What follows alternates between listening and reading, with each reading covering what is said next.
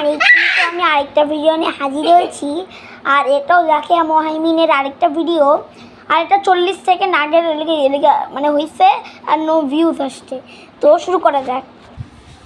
আচ্ছা, আমি যদি মাছ হইতাম তাহলে কতই না ভালো হতো। সারাদিন খালি মানুষের কামড়াইতাম, কিন্তু আমি তো মাকে একটা বলছিলাম একটা বাইক কিনে দিতে, সেটা কেন কিনে দিতেছে না? যাই মায়ের কাছে যাই। মা, ও মা, কি হয়েছে এত দেখতেছিস কেন? মা, আমাদের একটা বাইক লাগবে। কি বললি? বাইক লাগবে?